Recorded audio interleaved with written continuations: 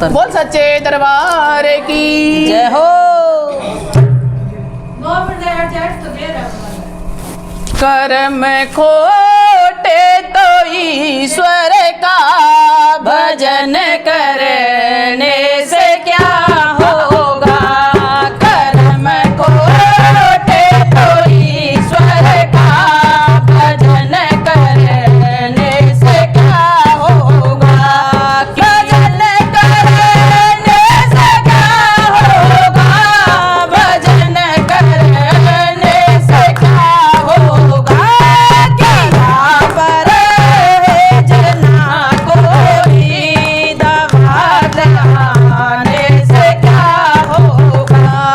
किया पर है जना कोई दवा खाने से क्या होगा। कर्म खोटे तो ईश्वर का भजन करने से क्या होगा। कर्म खोटे तो ईश्वर का भजन करने से क्या होगा। तू खाली हाथ आया है, तू खाली हाथ जाएगा। तू खाली हाथ आया है, तू खाली हाथ जाएगा। पथिक मालिक करोड़ों का ये कहलाने से क्या होगा। पथिक मालिक करोड़ों का ये कहलाने से क्या होगा।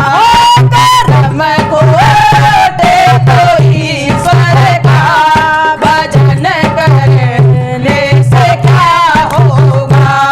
कर्म खोटे तो ईश्वर का भजन करने से क्या होगा। बहन जी, हाँ जी। सुन रही हो। कर्म अच्छे नहीं है तो भजन करने का कोई फायदा नहीं है किसी का भी, कोई फायदा नहीं है ना।